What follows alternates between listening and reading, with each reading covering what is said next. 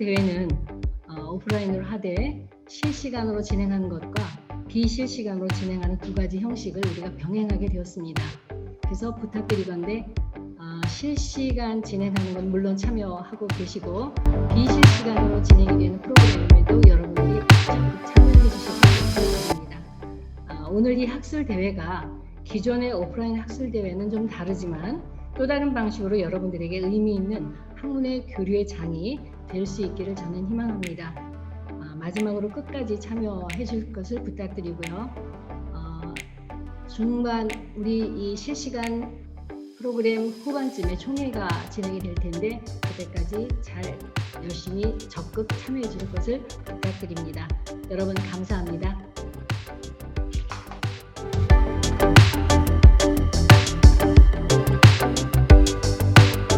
그래서 이런 얘기를 하게 된 게 저도 굉장히 처음 있는 일이라 그래서 과거의 어떤 그런 노동력이나 여가 시간을 확보해서 좀 더 어떤 삶이나 어떤 좀 생산적인 활동을 할 수 있었던 부분에 대한 그런 고민들을 했던 가정들이 과거에는 좀 대부분이었다면 최근에는 그뿐만 아니라 조금 더 이렇게 뭐 바른 행동 습관이라든지 혹은 어떤 더 나아가서는 어떤 심적인 부분에까지 여유를 줄 수 있다면 어떤 좀 더 좋은 어떤 가사 노동을 혁신하는 가정이 될 수 있지 않을까 생각을 합니다.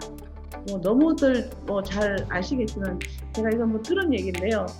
20세기 여성 해방이라는 굉장히 옛날 용어 같습니다만 가장 크게 기여한 게 세탁기라고 하더라고요.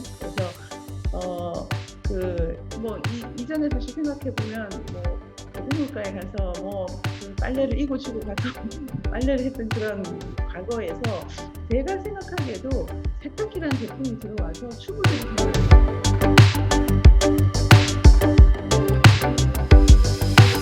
받은 윤소영입니다. 모두 이렇게 직접 뵙지 못하고 비대면으로 뵙게 되는 데 대해서 저도 반갑습니다. 지금 사회자분이 말씀하셨듯이 이제 저는 청년 세대에 관련된 내용을 말씀을 드리려고 하는데요. 가사노동이 이제 청년 세대에게는 어떤 의미로 우리가 좀 해석되어야 되는가 또는 어떤 방향성을 가져야 되는가에 대해서 저는 오늘 자율성과 연대라는 주제 발표나 분과별 발표 내용을 보시면 크게 두 가지 측면이 강조가 됩니다. 일단은 이들 세대가 다른 세대하고 다르게 온라인 내지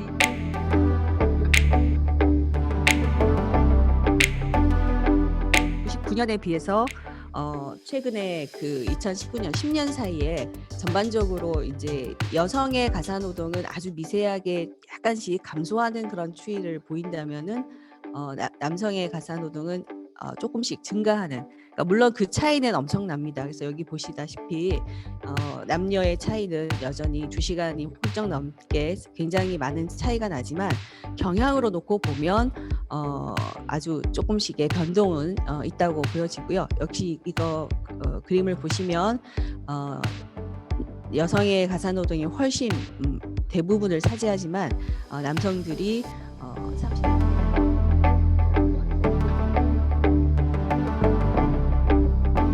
경영학에서 가장 이렇게 어떤 지침으로 삼아야 할 그런 굉장히 중요한 그런 화두가 아닌가라는 생각을 했고 개인적으로 굉장히 마음에 들었고요. 그리고 구체적으로는 이걸 위해서 기본적 욕구를 충족시켜야 되고 또 의사결정 능력이나 이런 것들, 부분들, 유동성에 대한 부분들, 그다음에 관계망에 대한 부분들 이런 것들을 얘기하고 있어요. 그래서 결국은 건강, 안전 이런 것은 기본이 되는 것이고요. 생각이 들었고요. 그다음에 이제 하나가 이제 존중입니다. 고령자라고 해서 도와줘야 되는 사람, 도움을 받는 사람, 이런 것이 아니라 당당한. 그리고 이제 거기에 이제 관련 문헌에서 이런 정보를 이야기를 하고 있어요. 나의 삶, 나로서 당당한 삶.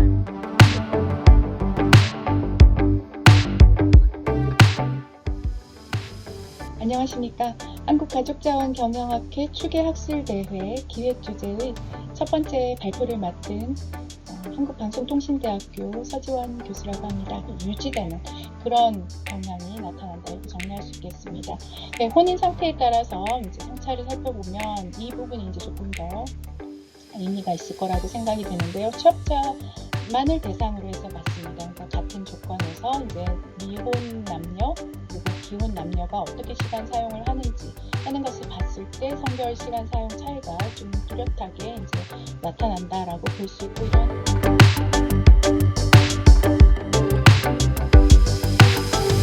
현 세대의 평일에 가사노동 시간의 변화를 살펴본 결과 여기 보시면 이 푸른색 그래프가 전체 가사노동 시간이고요. 주황색 그래프는 가정관리 시간, 그리고 회색 그래프는 가족 돌봄 시간입니다. 전반적으로 가사노동 시간, 평일의 가사노동 시간은 완만하게 감소하고 있는 추세를 나타내고 있습니다. 2014년과 비교해서 2019년에 약간 증가하긴 했지만 그래도 감소 추세라고 볼 수가 있고요. 그 감소 추세에 이제 가장 큰 영향을 미친 것이 가정관리 시간의 감소 추세라고 할 수 있겠습니다.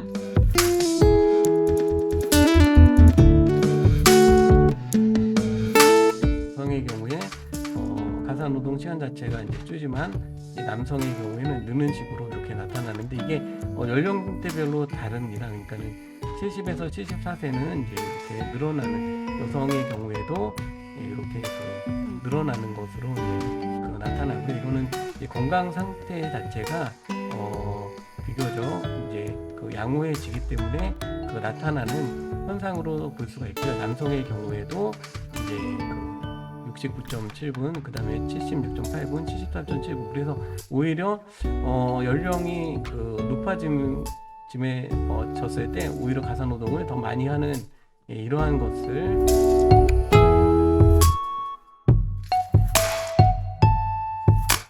네 부분으로 구성이 되는데요.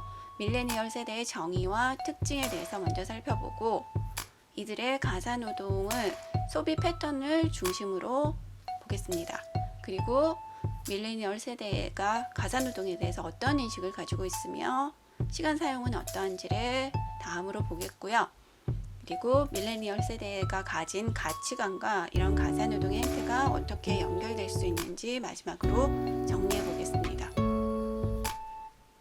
밀레니얼 세대란 미국의 세대 전문가인 닐 하우와 윌리엄 스트라우스가 91년에 쓴 책 세대들 미국 미래의 역사라고 하는 책에서 처음 언급된 용어이고요. 1980년대 초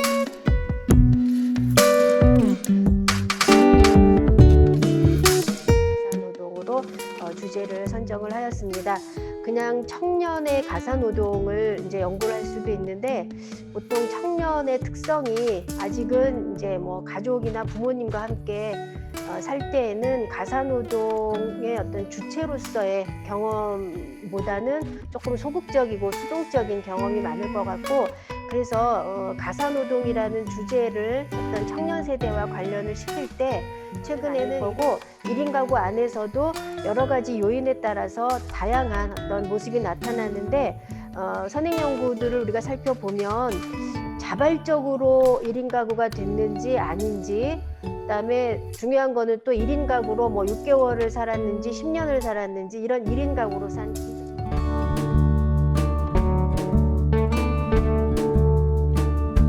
연구 목적과 이론적 배경을 보고 중년 세대의 기본적인 특성과 또 중년 세대의 가사노동과 소비 패턴의 변화를 차례로 보겠습니다. 가사노동과 그 소비의 대체에 대한 연구는 주로 가사노동 사회화나 또 가사노동 상품 대체 등을 주제로 연구가 많이 진행이 되어 왔는데요. 시대별로 저희가 좀 리뷰를 해보면 2000년대 이전에는 주로 그 기술을 요하는 그런 가사노동의 경우에 상품의 품질이 좋기 때문에 그 상품을 소비하는 것으로 대체된다라는 그런 연구들이 많았고요. 반면에 2000년대 이후에는 기술을 요하는 가사노동이 아니라 할지라도 어떤 편의를 위해서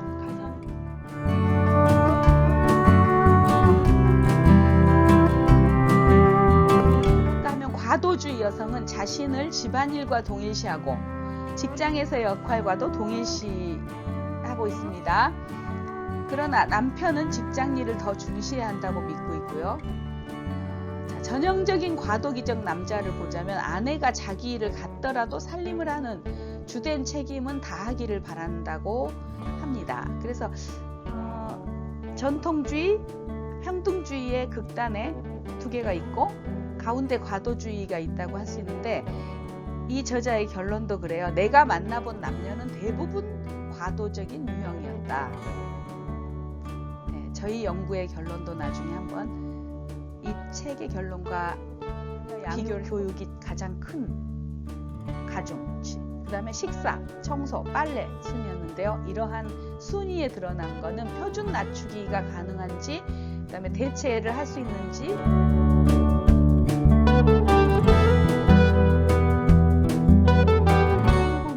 1996년에 일본에서 일어났던 것처럼 우리나라도 2016년에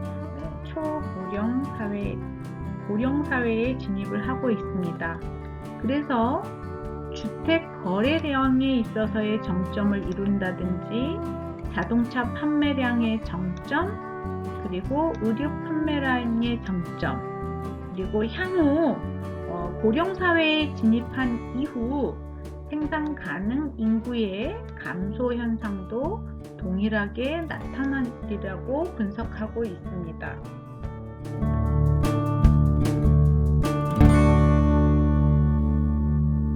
(2020년) 한국가족자원경영학회 추계학술 대회에서 발표를 맡게 된 여주대학교 사회복지상담과 김성희라고 합니다. 연구에 참여하신 어르신들의 인구학적 특성은 지금 화면에서 보시는 표와 같습니다. 한 분을 빼고는 전부 다 70대 어르신들이었고요. 학력은 중졸에서부터 대졸까지 다양하였습니다. 자녀들은 모두 다 있었습니다. 그래서 2명에서 3명의 자녀들을 데리고 있었고요. 건강 상태는 모두 건강하다라고 이야기하셨는데 그 중에서 4분만 고혈압, 그 다음에 당뇨, 그 다음에 허리.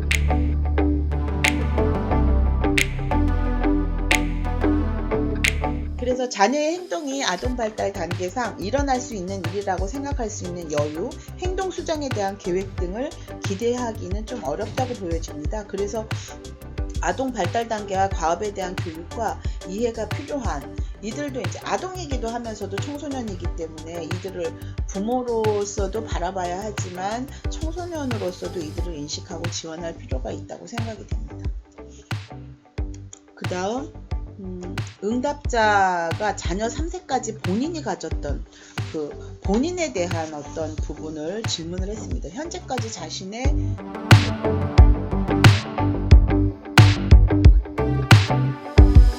일부로 인해서 사회적 거리두기가 생활화되었고, 그렇다 보니 비대면 사업 및 프로그램 개발이 필요하게 되었고, 비대면 사업이라 할지라도 일방적인 소통보다는 쌍방향 소통 형식의, 그리고 그 이외에도 다양한 방식의 소통 방법이 필요해졌습니다. 또한 시간과 공간의 제약을 벗어나는 가족 서비스가 필요해졌습니다.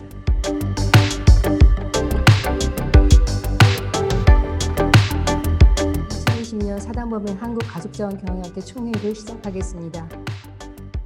회원 여러분 바쁘신 중에도 총회 참석해 주셔서 감사드리고요. 서지연 선생님이 본회의 서기로 선임되었고요. 그럼 이어서 보고 및 승인 사항으로 들어가겠습니다. 그럼 먼저 사업보고, 재무보고의 순으로 진행을 하겠는데요. 사업보고의 경우에는 김소영 사업이사님께서 2019년 10월 1일부터 20년 9월 30일까지 사업에 대해서 보고해 주시겠습니다. 앞으로도 의견이 있으시면 어떤 때라도 차기 회장님이나 임원진께 의견을 전달해 주시면 저희가 이 사례를 통해서 적극 반영하도록 애쓰겠습니다. 감사합니다. 여러분들도 다 아시겠지만 우리 학회가 이번에 학회지면 명칭을 변경하도록 하였습니다. 이제는 가족자원과 정책이라는 이름으로 아마 학회지가 발간이 될 거라고 생각합니다. 부탁드립니다. 감사합니다. 네. 감사합니다. 수고하셨어요. 수고하셨습니다. 수고하셨습니다.